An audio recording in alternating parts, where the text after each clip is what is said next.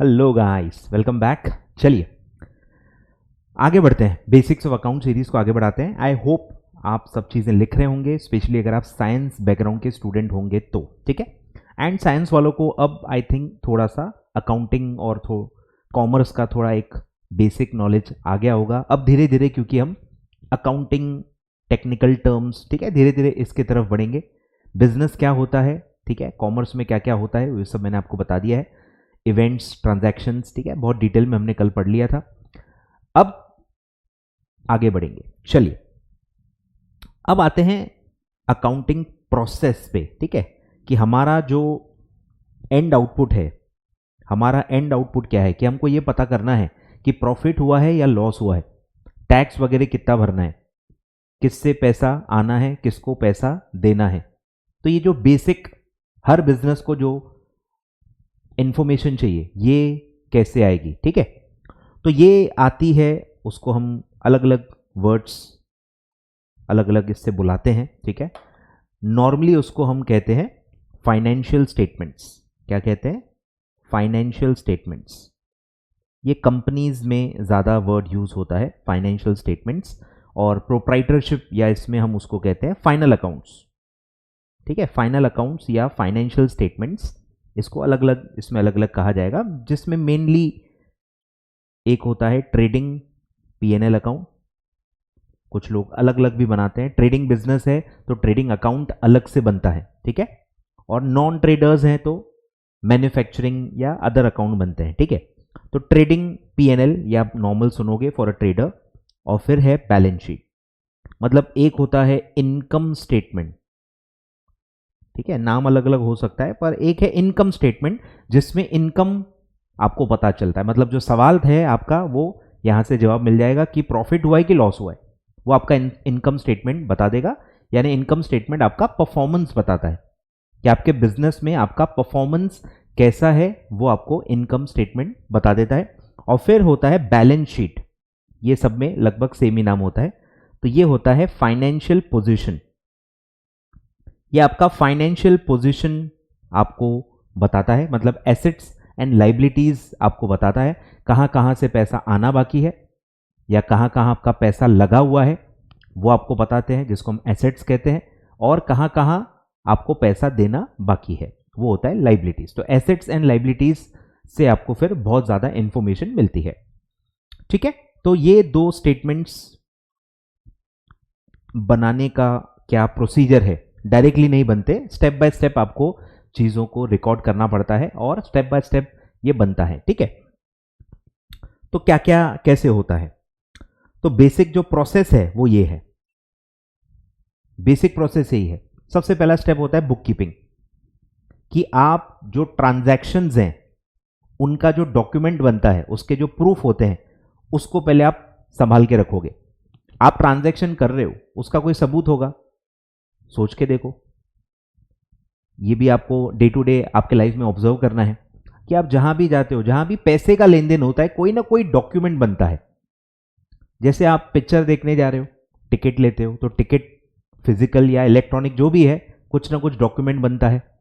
फिर आप कहीं ट्रैवल कर रहे हो, एयरलाइन में ट्रैवल कर रहे हो, एरोप्लेन में ट्रैवल कर रहे हो, तो उसका भी टिकट होता है, रेलवे का टिकट होता है। आप कोई भी चीज़ खाते हो, पीते हो, ठीक है, कुछ ना कुछ पर्ची या वाउचर आपको बनता ही है, आप देख सकते हो। फिर आप कोई भी चीज़ खरीदते हो, एसेट्स खरीदते हो, आप कोई मशीन खरीदोगे, फर्नीचर खरीदोगे, कोई भी इक्विपमेंट खरीदोगे, बिल बनता है, उसका इनवॉइस बनता है, ठीक है। तो ये सब चीज़ों को कहते हैं बुक कीपिंग, कि जब बिजनेस कोई ट्रांजैक्शन कर रही है, बिजनेस जब कोई भी बिजनेस में ट्रांजैक्शन हो रहा है, उसका जो भी प्रूफ है, जो भी एविडेंस है, वो आपको संभाल के रखना है, और उस पूरे प्रोसेस को कहते हैं बुक कीपिंग, ठीक है। तो बुक कीपिंग में हम पहले जो ट्रांजैक्शंस हैं उसको संभाल के रखते हैं। अब एक बहुत ही बेसिक चीज बताता हूं जो काफी कॉमर्स के बच्चों को भी नहीं पता रहती है, क्योंकि एक बच्चे ने मुझसे पूछा था बहुत साल पहले कि सर, जो बिजनेस कर रहा है उसको तो पता रहता है कि वो क्या कर रहा है, किससे क्या डील कर रहा है, ये कर रहा है, वो कर रहा है, तो ये फिर डॉक्यूमेंट संभाल के क्यों रखता है? वो तो बिना डॉक्यूमेंट भी डायरेक्ट सब चीजें रिकॉर्ड कर सकता है। तो रियल लाइफ में क्या होता है? रियल लाइफ में ये होता है, एक तो लीगल रिक्वायरमेंट है, ठीक है, वो तो है ही, मैं पहले ही बता दूं कि बुक्स यानी ये जो पूरे डॉक्यूमेंट्स हैं ये रखना लॉ के हिसाब से भी कंपलसरी है। कंपनीज एक्ट भी मैंडेटरी करता है, और अगर आप पे कंपनीज एक्ट अप्लाई नहीं होता है, still income tax act mandatory रखता है कि बिल, इनवॉइसेस, वाउचर्स सब संभाल के रखने होते हैं, ठीक है। तो लीगल रिक्वायरमेंट तो है ही, पर अकाउंटिंग में भी क्या होता है कि जो बिजनेस कर रहा है वो तो बिजनेस कर रहा है ना, वो तो बिजी है। ये आपने सुना होगा कि बिजनेसमैन बिजी होता है भाई, वो बिजनेस कर रहा है, वो खरीदारी कर रहा है, बेच रहा है, ये कर रहा है, प्रॉब्लम सॉल्व कर रहा है, डिसीजन ले रहा है, उसका वो काम है। बिजनेसमैन का काम अकाउंटिंग थोड़ी है।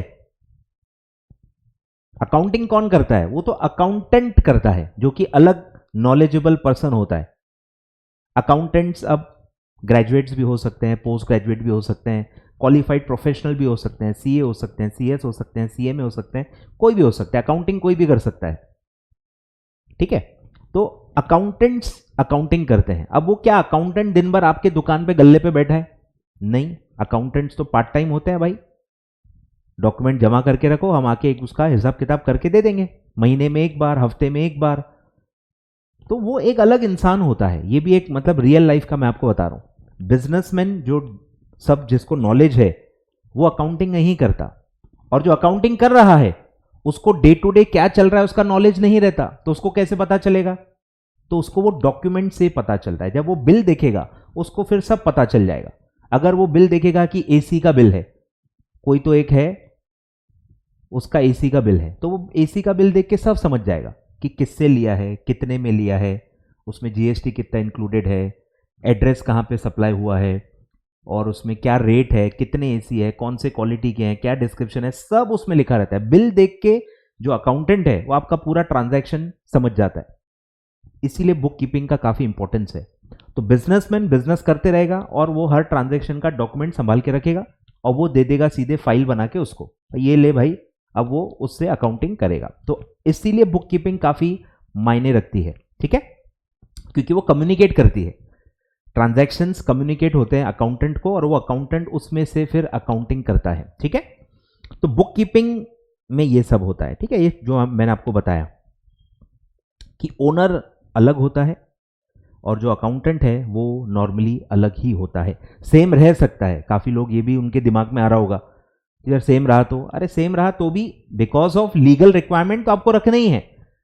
बट रियल लाइफ में अकाउंटिंग आउटसोर्स होती है, कोई ना कोई बाहर का पर्सन करता है, आप खुद बैठ के नहीं करते हैं, ठीक है। ओनर जो डिसीजन ले रहा होता है वो नहीं करता, कोई और ही करता है, ठीक है। तो ओनर बिजनेस करता है और अकाउंटिंग अकाउंटेंट करता है, ठीक है। तो इनके बीच का जो गैप है ये कम्युनिकेशन होता है बुक कीपिंग के थ्रू, ठीक है। बुक कीपिंग में सारे जो भी डॉक्यूमेंट्स है, वाउचर है, इनवॉइसेस हैं, ये सब प्रिजर्व करके रखने होते हैं। अब इसमें क्या क्या आता है सर? तो इसमें सारे ट्रांजैक्शन के डॉक्यूमेंट्स आएंगे। आप गुड्स खरीद रहे हो तो उसका इनवॉइस होगा, सप्लायर जो है उसने आपको बिल इशू किया होगा तो आपको बिल्स रखने हैं। फिर आप जिसको बेच रहे हो, कस्टमर्स को बेच रहे हो, तो आपके सेल बिल होंगे, तो वो सेल बिल रखो। फिर आप मशीन्स या कोई भी एसेट एक्वायर कर रहे हो तो उसका भी प्रॉपर बिल होगा। फिर इलेक्ट्रिसिटी बिल भर रहे हो तो उसका भी प्रॉपर बिल आता है, टेलीफोन का प्रॉपर बिल आता है। तो मैक्सिमम आप देखोगे तो काफ़ी सारे ट्रांजैक्शंस का कोई ना कोई डॉक्यूमेंट्री एविडेंस होता ही है। ट्रैवलिंग कर रहे हो, कहीं कुछ कर रहे हो तो उसकी भी टिकट्स वगैरह होती हैं, ठीक है। और जिनका अगर नहीं है कुछ तो उनका काफ़ी लोग क्या करते हैं, हैंडमेड वाउचर बना लेते हैं। जैसे आप नाश्ता पानी करने जाओगे तो भी एक वो वाउचर या एक कैश रिसिप्ट का एक वो हर जो है वो बनाता है। पर बहुत ही छोटे बिजनेसमैन हैं तो वो उसका कोई प्रूफ नहीं देते। ऑटो में घूम रहे हो तो कोई बिल नहीं मिलता। तो ऐसे काफ़ी सारे एरियाज हैं जहाँ पे प्रॉपर बिल नहीं होता, बिल बनता ही नहीं है, ठीक है। पेट्रोल भराने गए हो तो पेट्रोल का भी बिल कोई मांगता नहीं है, मांगे तो मिल भी जाता है लेकिन कोई मांगता नहीं है, ठीक है। तो ऐसे बहुत सारे एरियाज हैं जहाँ पे बिल या इनवॉइसेज या कोई भी डॉक्यूमेंट बनता ही नहीं।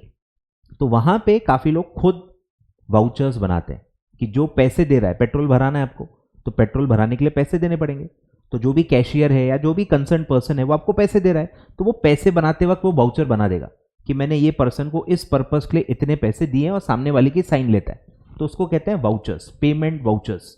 तो पेमेंट वाउचर्स बना के बुक कीपिंग में उसको रखा जाता है और उससे फिर अकाउंटेंट को सब खर्चे पता चल जाते हैं।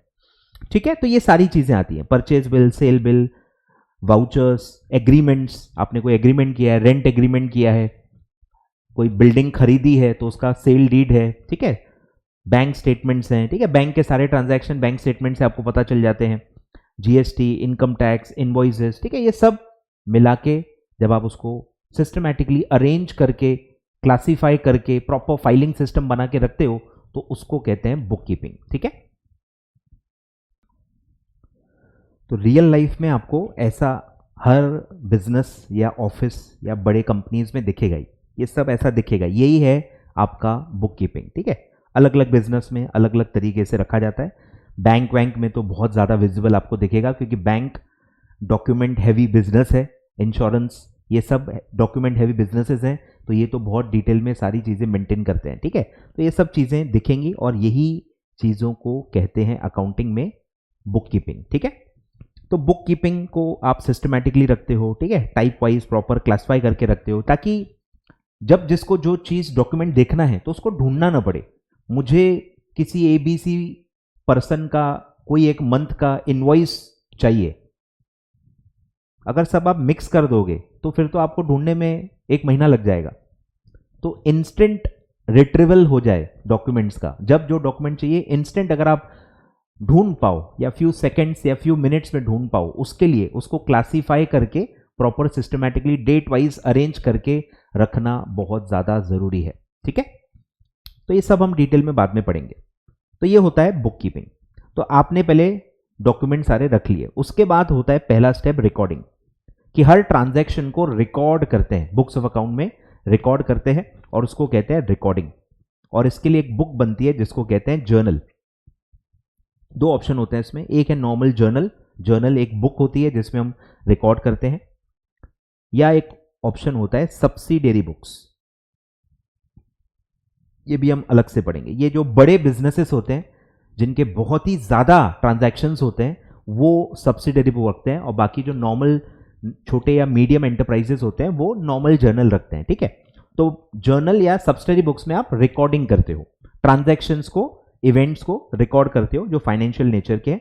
अब जब आप कोई चीज को रिकॉर्ड कर रहे हो तो वो बहुत रॉ डेटा होता है, उसमें बस आप 2 क्या चीजें हैं, इफेक्ट हैं, लेन देन क्या हो रहा है, वो आप वहां पे रिकॉर्ड करते हो, पर उससे कुछ एनालिसिस नहीं होता, उससे जो इंफॉर्मेशन आपको चाहिए वो नहीं मिल पाती। जो फाइनल आउटपुट आपको चाहिए, प्रॉफिट या लॉस और ये सब चीजें, ये आपको डायरेक्ट जर्नल एंट्री पास करके वो इंफॉर्मेशन नहीं मिलती क्योंकि वो बहुत ही रॉ डेटा होता है, तो उसको आगे और प्रोसेस करना पड़ता है। तो फिर जर्नल के बाद हम करते हैं क्लासीफाइंग, हम बनाते हैं लेजर्स। लेजर्स मतलब एक एक अकाउंट, जैसे मैंने आपको बताया सप्लायर से आप गुड्स खरीद रहे हो, क्रेडिटर्स जिसको हम बोलते हैं, तो एक एक का हम खाता बनाएंगे, अकाउंट बनाएंगे, एक एक कस्टमर का खाता बनाएंगे, एक एक खर्चे का खाता बनाएंगे, एक एक इनकम का खाता बनाएंगे, ताकि फिर उस अकाउंट में क्या हुआ है ये हमको पता चले।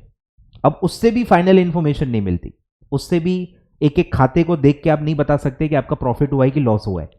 तो एक फाइनल स्टेप होती है समराइजिंग, सबको हम समराइज कर लेते हैं और फिर समराइज जब हम करते हैं तो हमारा बनता है फाइनल अकाउंट्स। ठीक है, तो यहां समराइजिंग स्टेप पे हमारा फाइनल अकाउंट्स या फाइनेंशियल स्टेटमेंट्स हमारे बनते हैं और फिर हमको जो जानकारी चाहिए होती है वो वहां पे हमको मिलती है। तो ऐसे 4 स्टेप्स करने पड़ते हैं। उसके बाद भी स्टेप होता है कि अगर आपने सब निकाल लिया,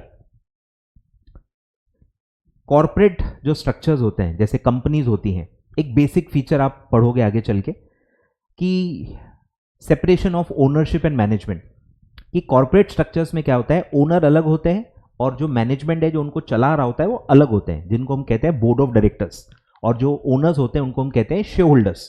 इतना तो आपने सुना होगा। ठीक है, ओनर्स होते हैं shareholders, day to day management board of directors देखते हैं, यानी दोनों अलग अलग है, चला कोई और रहा है, ओनर कोई और है। तो इसमें भी रिपोर्टिंग स्ट्रक्चर होता है कि जो चला रहे हैं वो ये बनाते हैं और फिर वो कम्युनिकेट करते हैं ओनर को। तो एक और यहां पे आता है रिपोर्टिंग,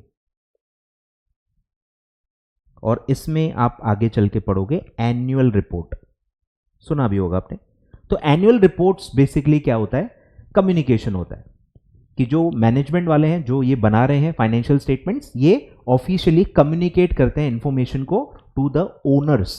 ठीक है, उसको कहते हैं रिपोर्टिंग। तो ऐसे एक और स्टेप आगे चल के आ सकती है। और भी आती है एनालिसिस, ये वो, तो वो अकाउंट्स है भाई, ये कोई लॉ तो है नहीं, ठीक है, तो ये फ्लेक्सिबल होता है। मेजर जो चीजें हैं वो ये हैं, पहला है बुक कीपिंग, दूसरा है रिकॉर्डिंग, फिर है क्लासीफाइंग, फिर है समराइजिंग, और फिर आप बोल सकते हो रिपोर्टिंग। ऐसे स्टेप्स हैं जिसके तहत फाइनल एंड रिजल्ट से हमारा जो इंफॉर्मेशन का नीड है वो हमारा पूरा हो जाता है, ठीक है। डिटेल में हम आगे चल के पढ़ेंगे क्या क्या इसमें बनता है। अब आगे बढ़ते हैं। अब एक एक करके छोटे छोटे टॉपिक्स को मैं पहले बताऊंगा ताकि चीजों को आप कनेक्ट कर पाओ, ठीक है। फिर एक आता है स्टेक होल्डर का कंसेप्ट। स्टेक होल्डर, एक होता है शेयर होल्डर, ये कंपनी स्पेसिफिक है। शेयर होल्डर मतलब जो शेयर होल्ड कर रहा है, शेयर्स मतलब एक डॉक्यूमेंट है जो ओनर को, ओनर से जब आप पैसे लेते हो तो ओनर को आप शेयर देते हो, जिसके पास भी कंपनी का शेयर है मतलब वो उसका ओनर है, ठीक है। तो शेयर होल्डर मतलब ओनर। फिर एक होता है स्टेक होल्डर्स, कि कौन कौन बिजनेस से जुड़ा हुआ है, किसको किसको बिजनेस से फर्क पड़ता है, तो उसको कहते हैं स्टेक होल्डर्स। तो जो मैंने बताया रिपोर्टिंग जो होती है वो पूरे स्टेक होल्डर्स को होती है, ठीक है। तो इसमें कौन कौन आता है, सबसे पहला तो ओनर ही है, ओनर का पैसा लगा हुआ है, उसका तो डायरेक्ट लेना देना है, उसी का बिजनेस है, तो ओनर यानी शेयर होल्डर तो आएगा ही आएगा। फिर जो दूसरे सिक्योरिटीज होल्डर हैं, आपने जो पैसे ऐसे मार्केट से उठाए हैं, ठीक है, जिसको आप बॉन्ड्स, डिबेंचर्स, लोन्स जो भी कहो, तो वो होता है सिक्योरिटी होल्डर्स, या बैंक्स या फाइनेंशियल इंस्टीट्यूशन, यानी मनी सप्लायर्स, जिन्होंने ओनर नहीं है वो, लेकिन आपको पैसा दिया है यूज करने के लिए और आप उस पर इंटरेस्ट वगैरह पे करते हो, तो वो भी डायरेक्टली आपके बिजनेस में इंटरेस्टेड होते हैं। उनको भी फर्क पड़ता है कि आपका बिजनेस सही चल रहा है कि नहीं, क्योंकि आपका ब्याज उनके प्रॉफिट से आता है। अगर आप लॉस में हो तो फिर आप ब्याज कैसे भरोगे, उनको भी इसलिए इंटरेस्ट होता है भाई आपका परफॉर्मेंस कैसा है, आपका फाइनेंशियल पोजीशन कैसा है, उनको भी ये सब चीजें पता करनी होती है, तो वो भी इसलिए हमारा स्टेक होल्डर है। फिर एम्प्लॉइज, बिजनेस चलेगा तो ही उनका एम्प्लॉयमेंट रहेगा, तो ही सैलरी बढ़ते रहेगा, प्रमोशन मिलते रहेगा, तो उनको भी इंटरेस्ट होता है यार कंपनी कितना प्रॉफिट कमा रही है, मेरे को प्रमोशन मिलेगा या नहीं मिलेगा, कि मैं बस सपने ही देखते रहूंगा प्रमोशन के। फिर है सप्लायर्स, ठीक है, जिनसे क्रेडिट पे आपने गुड्स खरीदे हैं, क्रेडिट पे खरीदे ना, पैसा देना बाकी रहता है, तो इसलिए उनको भी इंटरेस्ट रहता है भाई मेरे पैसे मेरे को मिलेंगे कि नहीं, क्योंकि अगर आपका बिजनेस बंद हुआ तो उनका भी पैसा डूबेगा। फिर आपके कस्टमर्स भी आप पे डिपेंडेंट हैं, क्योंकि आप उनकी डिमांड सप्लाई कर रहे हो। मैं आज आपको पढ़ा रहा हूं, कल मैं मर गया तो फिर आपको कौन पढ़ाएगा। तो वैसे ही सप्लाई, जो कस्टमर्स हैं वो आपका प्रोडक्ट कंज्यूम करते हैं, आपसे जुड़े हुए हैं, आप उनकी एक नीड या वांट को सेटिस्फाई कर रहे हो, तो इसलिए उनको भी इंटरेस्ट होता है कि यार ये प्रोडक्ट मुझे मिलते रहेगा कि नहीं, मुझे तो मेरे कंजम्पशन या आगे वो अगर बिजनेस होंगे आगे उसको कंज्यूम करके कुछ और बना रहे होंगे, तो उनको इसलिए फर्क पड़ता है। और फिर है गवर्नमेंट, जो फ्री फंड का पार्टनर है आपका। गवर्नमेंट हमेशा आएगा, क्योंकि आपको जीएसटी भरना है, आपको इनकम टैक्स भरना है, आपको दुनिया भर के टैक्सेस, रजिस्ट्रेशंस सब करना है, तो इसलिए वो भी आप में इंटरेस्टेड होते हैं कि आप बरोबर टैक्स भर रहे हो कि नहीं भर रहे हो, ठीक है। तो ये सबको मिला के अगर एक टर्म से उनको बुलाना हो तो उसको कहते हैं स्टेक होल्डर्स। तो बहुत सारे लोग आते हैं, ये आपको पता होना चाहिए। क्लियर है, बढ़े आगे। अब जो हमारे फाइनेंशियल स्टेटमेंट्स होते हैं उसमें क्या क्या एलिमेंट्स होते हैं, ठीक है, ग्रुप क्या क्या होते हैं। तो फाइनेंशियल स्टेटमेंट मैंने आपको बता दिया है, पीएनएल, बैलेंस शीट, ठीक है, ट्रेडिंग पीएनएल जो भी बोलो, इनकम स्टेटमेंट और position statement, financial position statement ऐसा उसको कहते हैं। तो इनको मिला के हम कहते हैं फाइनेंशियल स्टेटमेंट। तो उसमें क्या क्या होता है, एलिमेंट्स क्या क्या होते हैं। तो जो इनकम स्टेटमेंट होता है वो दो एलिमेंट से बनता है, एक होता है एक्सपेंसेस या लॉसेस, और एक होता है इनकम या गेन, ठीक है। ये आपके पीएनएल में जाते हैं, मतलब इनकम और एक्सपेंसेस को कंपेयर करके आपको पता चलता है कि आपका प्रॉफिट हुआ है कि लॉस हुआ है, ठीक है। तो अगर मेरी कमाई, income is more than the expenses, कमाई ज्यादा है खर्चे कम है, तो आपका क्या होगा, प्रॉफिट। और अगर उल्टा है, इनकम कम है और खर्चे ज्यादा है, ठीक है, जो होता है काफी लोगों से, खर्चे ज्यादा हैं कमाई कम है, तो आपका जो डिफरेंस है वो आएगा लॉस, ठीक है। डिफरेंस जो आएगा वो इस तरह से प्रॉफिट या लॉस आपको यहां पे पता चलता है। तो पीएनएल से आपको पता चलता है परफॉर्मेंस यानी कि प्रॉफिट या लॉस। तो ये एलिमेंट्स हैं। पहला है इनकम, तो इनकम में क्या आता है, मेनली सेल्स, आपका काम है प्रोडक्ट को बेचना, तो आपकी जो मेन इनकम है वो सेल्स ही होती है। अब साइड साइड में आप आपने पैसे कहीं इन्वेस्ट किए हैं तो आपको इंटरेस्ट भी मिल सकता है, आप किसी और के प्रोडक्ट्स बेचते हो तो आपको कमीशन मिलता है या आपको डिस्काउंट मिलता है, ठीक है। ये ऐसे अदर इनकम्स भी होती हैं, बट मेनली आपकी इनकम क्या होती है, सेल्स। फिर होते हैं एक्सपेंसेस, जो हम बहुत डिटेल में पढ़ चुके हैं, ठीक है। दुनिया भर के खर्चे आप करते हो, ठीक है, purchase, salary, rent, telephone, electricity, advertisement, commission paid, stationery, ठीक है, printing and stationery, bank charges, accounting fee, legal fee, professional fee, travelling, तो ये सब आपके एक्सपेंसेस में आएंगे। तो ये दो एलिमेंट्स से आपको पता चलता है प्रॉफिट या लॉस।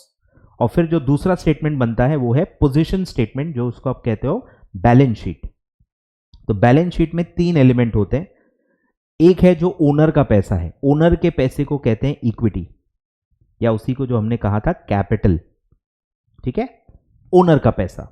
फिर है जो बाहर वालों का पैसा है या बाहर वालों को पैसा देना बाकी है, उसको आप कहते हो लाइबिलिटीज या आउटसाइड लाइबिलिटीज, जो भी बोलो, ठीक है। ऐसे दो टाइप के लाइबिलिटीज होते हैं, इक्विटी एंड आउटसाइड लाइबिलिटीज। फिर आते हैं एसेट साइड में, ये एसेट साइड होता है, ये होता है लाइबिलिटी साइड। फॉर्मेट है, एसेट्स में आता है आपका फिक्स्ड एसेट्स, यानी जो लाइफ जिनकी लंबी है, 1 साल से ज्यादा लाइफ है, कोई मतलब वो एक थिंग है जो आपने खरीदी हुई है, जिसको आप यूज करके बिजनेस करते हो, तो उसको कहते हैं फिक्स्ड एसेट। मशीनरी, फर्नीचर, ठीक है, ये सब आएगा। और फिर आते हैं करंट एसेट, मतलब 1 साल के अंदर, 1 साल के अंदर अंदर जहां से पैसा आना बाकी है, उसको हम कहते हैं करंट एसेट्स, ठीक है। तो ऐसे दो टाइप के आपके एसेट्स होते हैं, और ये है आपका फाइनेंशियल पोजीशन। यहां से आपको पता चलता है कि आपका कितना पैसा लगा हुआ है, किससे पैसा आना बाकी है, किसको पैसा देना बाकी है, आपका कितना पैसा, इक्विटी कितना लगा हुआ है, आपके पास एसेट्स कितने वैल्यू के हैं। तो ये सारी जो इंफॉर्मेशन है वो बैलेंस शीट से आपकी आती है, ठीक है।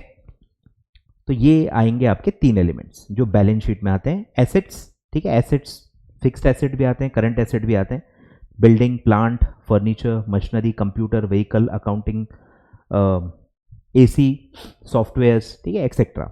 और जो आउटसाइड लाइबिलिटी होती है वो है loans, bank overdraft, creditors, employees की सैलरी पे करना बाकी है, ठीक है, एमएससीबी यानी कि इलेक्ट्रिसिटी का बिल भरना बाकी है, टेलीफोन बिल भरना बाकी है। तो ये सब लाइबिलिटीज में आपके आता है। और जो ओनर का पैसा आपका लगा हुआ है उसको आप कहते हो इक्विटी या कैपिटल। क्लियर है? तो ये होते हैं 5 एलिमेंट्स ऑफ फाइनेंशियल स्टेटमेंट, जिससे आपका जो पर्पस है वो सर्व होता है। आगे बढ़, चलिए बढ़े आगे। अब एक बहुत इंपॉर्टेंट कंसेप्ट पढ़ते हैं, बेसिस या सिस्टम ऑफ अकाउंटिंग। मतलब कि क्या, इसका यूज क्या है वो आप पहले समझ लो, कि काफी लोग पढ़ लेते हैं, यूज ही नहीं पता रहता। तो ये होता है टाइमिंग के लिए, टाइमिंग ऑफ रिकॉर्डिंग, कि कोई भी ट्रांजैक्शन को आप रिकॉर्ड करते हो जर्नल में, जर्नल एंट्री के थ्रू। तो कोई ट्रांजैक्शन को कब रिकॉर्ड करें, क्योंकि उसमें बहुत समय होता है, अलग अलग अलग अलग इवेंट्स होते रहते हैं, तो मैं उसको रिकॉर्ड कब करूं। जैसे आप एक सिंपल एग्जांपल ले सकते हो, परचेस का, गुड्स परचेस अगर आप कर रहे हो, उसमें बहुत समय लगता है और उसमें बहुत सारे इवेंट्स होते हैं।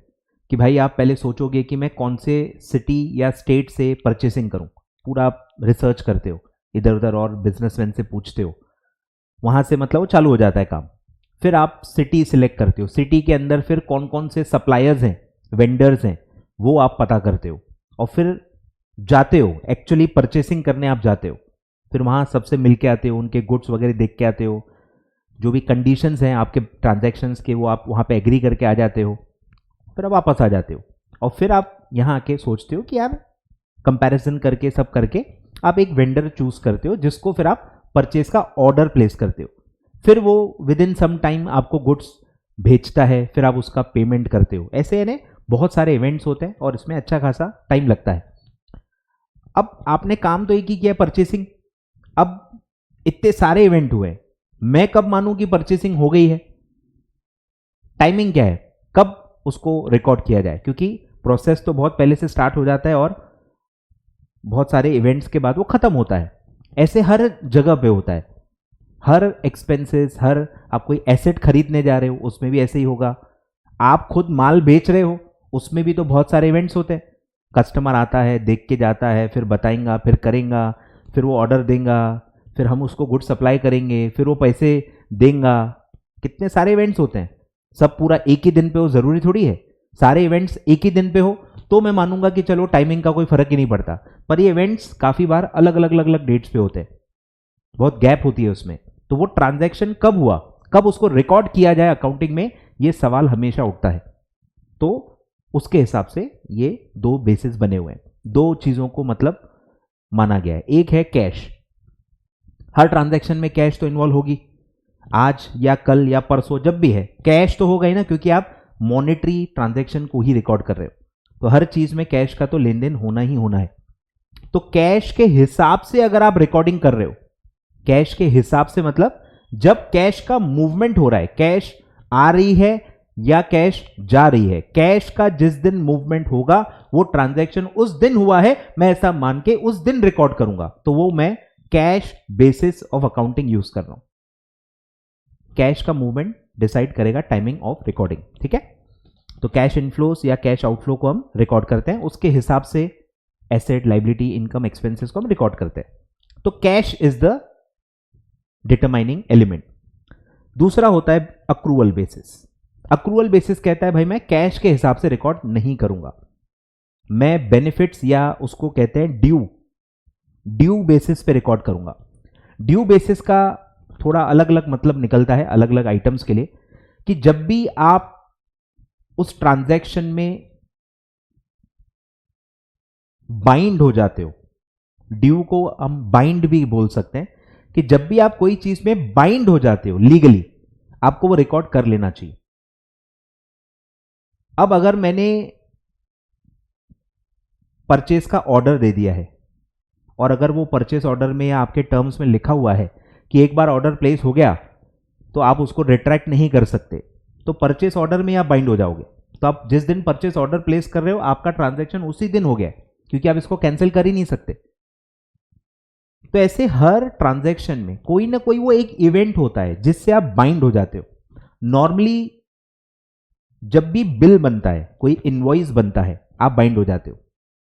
सुना भी होगा आपने, बिल फट गया बस अब कुछ नहीं कर सकते, बिल बन गया है। तो बिल बनने से एक लाइबिलिटी बन जाती है, आप उसमें बाइंड हो जाते हो, क्योंकि इनवॉइस एक लीगल डॉक्यूमेंट होता है, आए ख्याल में। तो बाय डिफॉल्ट ड्यू का मतलब होता है जहां जहां इनवॉइसेस जब भी रेज हो जाते हैं तो आप उसमें बाइंड हो जाते हो। इसी का मतलब इनकम और एक्सपेंसेस में थोड़ा अलग निकलता है। इनकम एक्सपेंसेस में होता है बेनिफिट्स के हिसाब से, कि भाई हर एक्सपेंस में क्या हो रहा है, सैलरी, रेंट, मैंने आपको बताया था। एक्सपेंसेस क्यों है, क्योंकि आपको उसमें कोई बेनिफिट मिला है, बेनिफिट मिलने के वजह से ही खर्चे होते हैं। तो अगर आपको कोई चीज के बेनिफिट मिल गए हैं तो आप बाइंड हो गए ना। सोच के देखो, अगर आपके लिए एक महीना किसी एम्प्लॉय ने काम कर लिया है, अब उसका बिल तो बनता नहीं है, सैलरी में बिल, सैलरी स्लिप बनती है, पर उसका कोई इतना खास इंपॉर्टेंस नहीं होता। आप कब बाइंड हो जाते हो सैलरी में, अगर उसने एक महीना काम कर दिया, आप बाइंड हो गए, अब तो उसको पैसे देने ही पड़ेंगे, आज कल परसों नरसों, एक साल बाद, कभी भी लीगली वो आपसे ले सकता है ना, क्योंकि उसने काम किया है।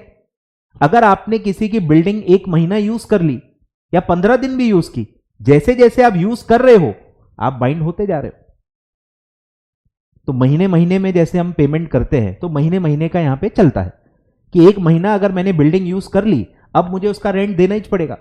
तो जैसे ही एक महीना कंप्लीट होगा, मेरा खर्चा हो गया, आज न कल मुझे उसका पेमेंट करना ही होगा, नहीं भी करूंगा वो मुझसे कोर्ट का केस करके मेरे से रिकवर कर सकता है, क्योंकि मैंने बिल्डिंग यूज कर ली है। अब मैं क्या क्या मुंह से मना करूंगा कि क्यों नहीं देना, अरे बिल्डिंग यूज कर ली है तो अब देना ही पड़ेगा। इलेक्ट्रिसिटी साल भर, महीने भर यूज कर लिए तो इलेक्ट्रिक बिल पे करना ही पड़ेगा। तो जब आप बाइंड हो जाते हो लीगली, एलिमेंट टू एलिमेंट आपको देखना पड़ेगा, तो उसको ही ड्यू बेसिस कहते हैं, कि जब भी कोई इनकम एक्सपेंस ड्यू हो रहा है, आप उसमें बाइंड हो जा रहे हो, आपने बेनिफिट ले लिया है या बेनिफिट दे दिया है, आपका खर्चा या कमाई हो चुकी है, आप उसको उसी वक्त रिकॉर्ड कर लो, क्योंकि कैश तो आते जाते रहेगी। क्योंकि कैश तो नेगोशिएट करते हैं ना, कुछ चीजों में एडवांस पेमेंट चलता है, आपने देखा होगा। प्रॉपर्टी लेनी है अगर, बिल्डिंग, लैंड, तो उसमें एडवांस पहले पैसे देने पड़ते हैं, खरीदी बाद में मिलती है। कुछ में उधारी चलती है, पहले गुड्स का लेन देन हो जाता है, पैसे बाद में देते हैं। तो ऐसे अलग अलग होता है वो, it's a part of negotiation. It's a part of negotiation and it's a part of field to field क्या चलता है, तो वो स्टैंडर्ड नहीं रहता, अलग अलग चीज के लिए अलग अलग हो सकता है, लोकेशन वाइज भी अलग अलग हो सकता है, तो उसको कहते हैं ड्यू।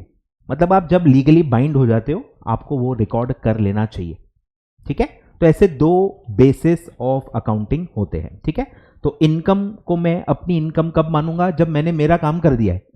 जैसे आप गुड्स बेच रहे हो, आपने गुड्स दे दिए हैं, उसका इनवॉइस बन गया है, तो जैसे इनवॉइस बन गया मतलब सेल हो गया, अब उसको पैसे देने ही पड़ेंगे, अब गुड्स लेने ही पड़ेंगे। तो जब आप सेल बिल बनाते हो वो आपका ड्यू हो गया, ठीक है। फिर कोई और इनकम भी आप एग्जांपल ले सकते हो, आपकी बिल्डिंग कोई और यूज कर रहा है तो रेंट आपको मिलेगा, रेंट रिसीव्ड। आपका पैसा कोई और वापर रहा है, इंटरेस्ट आपको मिलेगा, इंटरेस्ट रिसीव्ड। तो अगर आपकी बिल्डिंग किसी ने यूज की है 1 महीना, तो 1 महीना जैसे ही खत्म होगा आप उसको अपनी इनकम मान लो। आपका पैसा कोई वापर रहा है, जैसे ही 1 महीना होगा आप उसकी इंटरेस्ट की इनकम रिकॉर्ड कर लो, ठीक है। तो बेनिफिट्स जब आप देते हो तो आपकी कमाई होती है, सिमिलरली जब आप बेनिफिट्स को रिसीव करते हो तो आपको आपका खर्चा हो जाता है। तो एक्सपेंसेस हम जब भी बेनिफिट्स हम उसमें रिसीव कर लेते हैं, हमारा वो एक्सपेंस हो जाता है एज पर अक्रूवल कंसेप्ट, और वो हम रिकॉर्ड कर लेते हैं। तो सारे एक्सपेंसेस जो मंथली बेसिस पे होते हैं, मंथ एंड जैसे ही हुआ उसको रिकॉर्ड कर लेते हैं। सैलरी मंथ एंड की जो लास्ट तारीख होती है उसमें रिकॉर्ड हो जाती है, रेंट का खर्चा रिकॉर्ड हो जाता है, इलेक्ट्रिक का खर्चा रिकॉर्ड हो जाता है, सबका खर्चा मंथ एंड पे रिकॉर्ड हो जाता है, ड्यू हो गया है, अब ये देना ही पड़ता, ठीक है। तो ये दो बेसिस हैं जो टाइमिंग ऑफ रिकॉर्डिंग के बारे में बात करते हैं और बताते हैं कि कोई ट्रांजैक्शन को कब रिकॉर्ड करना चाहिए, ठीक है। चलो, क्लियर है क्या, क्लियर है क्या?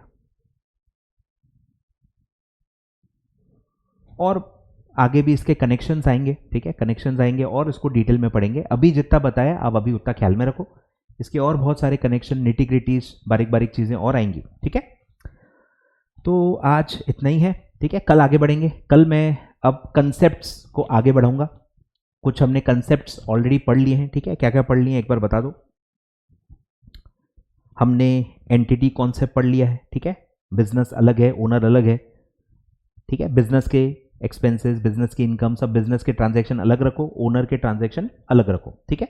तो एंटिटी कॉन्सेप्ट हम पढ़ चुके हैं।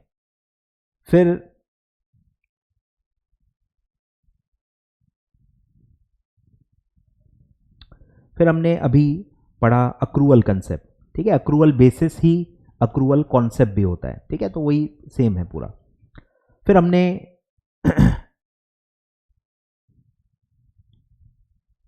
एक दो और छोटे कंसेप्ट पढ़े हैं, ठीक है, जब आएंगे तब देखेंगे। नेक्स्ट पार्ट में अब मैं, ठीक है, फंडामेंटल अकाउंटिंग अजम्पशंस एंड जो कॉन्सेप्ट्स है, अकाउंटिंग कॉन्सेप्ट्स को हम नेक्स्ट पार्ट में पढ़ेंगे और फिर हम आगे बढ़ेंगे, ठीक है। काफी इंपॉर्टेंट होने वाला है नेक्स्ट पार्ट, मिस बिल्कुल भी मत करना, क्योंकि यही कॉन्सेप्ट्स को अप्लाई करके आगे सब रिकॉर्डिंग, क्लासिफाइंग सब होती है। तो कॉन्सेप्ट बहुत इंपॉर्टेंट है, इसी से सब लॉजिक्स डेवलप होते हैं। अकाउंटिंग लॉजिक्स अकाउंटिंग कॉन्सेप्ट से ही आते हैं, अकाउंटिंग ट्रीटमेंट्स अकाउंटिंग कंसेप्ट से ही आती है, इसलिए अच्छे से उसको समझना बहुत जरूरी है, ठीक है। तो नेक्स्ट पार्ट में हम कंटिन्यू करेंगे। Thank you so much.